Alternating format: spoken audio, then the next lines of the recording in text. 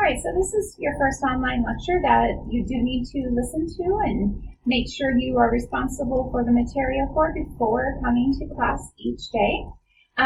We will be going through the lecture slides that you have access to, so you are welcome to print these off and make notes on the side, do whatever you want to make sure that you are ready for this. We're using the notes associated with the textbook, so you will see this guy, Gary Ohlert, on here. I will refer to him as Gary. He's an excellent textbook author. I happen to really like his slides and his book and just make use of them for this course.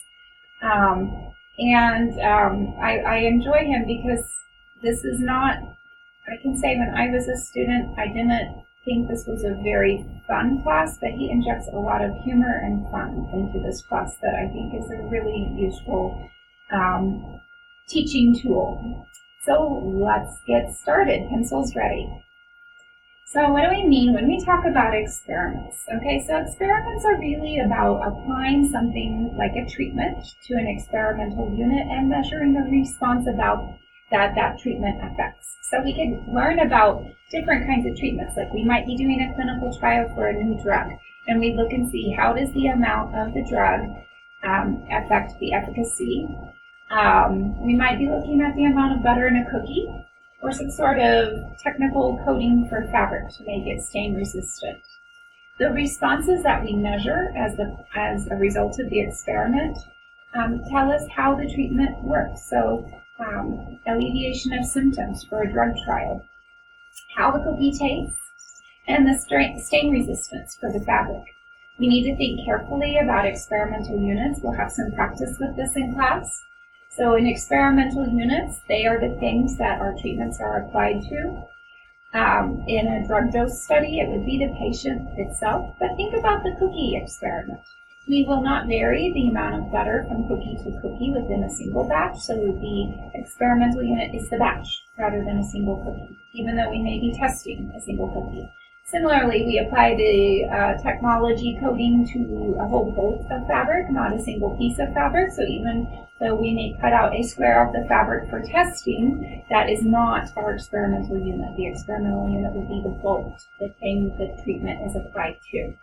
And the experimenter gets to decide how to do this in any experimental design. So experiments are special. They're a little more special than observational studies, and that's because we exert some degree of control over what happens. We assign the treatments to the units, and we can make causal claims because of how we do this, or if we do this correctly.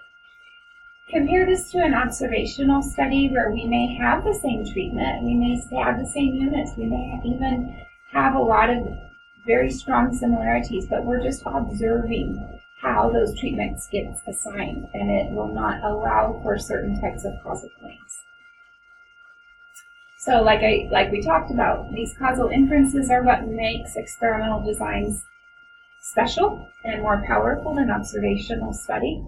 In observational study, we just can know that there's associations. We can't make a causal claim. To say that observational studies aren't very useful, sometimes we cannot perform an experiment for ethical reasons, or sometimes we just have the data that's in observational form, so why not use it? They can be powerful tools as well. Take a moment, read this. We'll talk about this in class. Make sure you get the joke before you get to class, perhaps. Okay, so again, the why. We design experiments for these basic reasons. For direct comparison of treatments, to reduce bias, avoid systematic errors in our responses, to reduce variability, to gather more precision in our model, in our results, I should say, to make variability partitioned and estimable. We'll talk a lot about that in this course. To broaden validity of our experimental results, and also to support causal claims. So you can see that some design goals may sound like they contradict each other, and so that's what kind of makes experimental design a bit tricky sometimes. Here's some terminology. I have a terminology page we'll be filling out in class to make sure we're all on the same board. Take a look, make sure you'll be using this in class, so I'm not going to go over it, and make sure that you have access to this when you come to class next. Here's the second page. A little bit more about experimental units. I made mention before that sometimes our experimental unit is not the actual thing that we do our measurement on. That's called the measurement unit. If the groups of units must have the same treatment, then they are likely measurement units rather than experimental units. That's like the cookies, the individual cookies within a batch. Our experimental unit is a batch. Our measurement unit, because we're not going to sample the whole batch, well, some of us might, but not all of us will sample the whole batch, would be the individual cookie, the measurement unit. We need to think hard and long. We'll talk a lot about practical things in this course. Sometimes the shape and nature of our units makes differences. If you're thinking about agricultural fields and you've witnessed agricultural fields in practice, you know that the edges often are more prone to flooding or some sort of manipulation by cars passing by or things like that, and that the plants look very different than, say, in the center of the field. So we'll talk about practical things like that.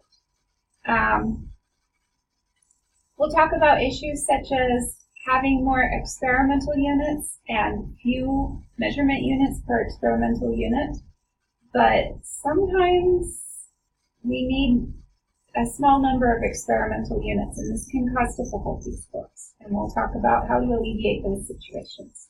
We also need independence between our units, and we'll talk about how to have confidence in that as well.